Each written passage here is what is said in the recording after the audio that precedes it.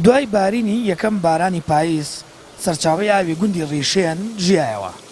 ئەوەش بووە جێگەی دڵخۆشی دانیشتوانی ناوچەکە و دەڵێن ئاو و ئاوەدانی کشتتوکاڵ و ئاژەڵداری بۆ خواردنەوەش سوود لەو سەرچاوەیە وەردەگرن.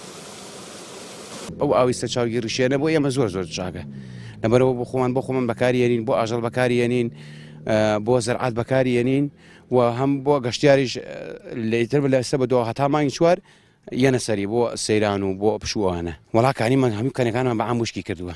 دانان ئەم چەمە لەوانەیە 20 کانی هەتا چاوکەتی یاوەیسە باوەڕ ناکەم سێکانی چوارکانی تاما بێ هەمووی وشکی کردووە.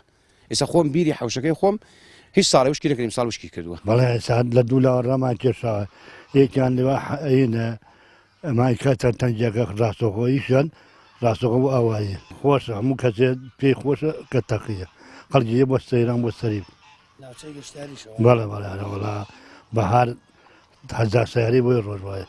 زۆربەی کانی و کارێزەکانی سنووری گوندی ڕیشێن لە بناری سوورێن وشک بوون، بەڵام ژیانەوەی ئاوی کانی سەرچاوەکە بۆ ناوچەکە زۆر گرنگە و زیاتر لە 5 گوندی ئەو ناوچەیە پشتیان بۆ کشتتوکاڵکردن بەسەر چاوەی ئاوی ڕیشێن بەستووە.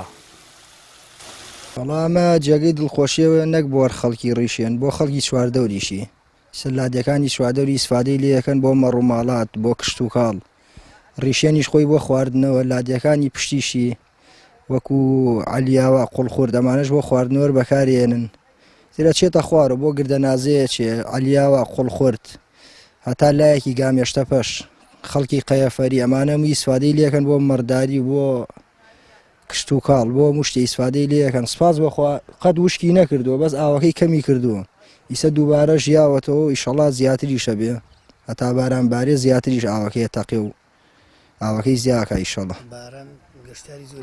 بەڵێ هەراڵا گەشتیاری زیتری لە مانگی 12 گەشتاریەت هەتا مانگی 4-5 خەڵی زۆر ڕوویتیەکە. بەستر خزمەت گوزاری نییە نەوەڵاوە تا خۆتانی بینن هیچ خزمەت گوزاریەکی نییە. پێشبینی دەکرێت ئەم ساڵ لەگەڵ بارینی ڕێژەیەکی زیاتر باران ئاوی سەرچاوەکە زۆرتر بێت. ڕیشێن ناوچەیەکی گەشتیاریە، بەڵام پشتگوێ خرا و خزمەت گوزاری پێنەگەیشتووە.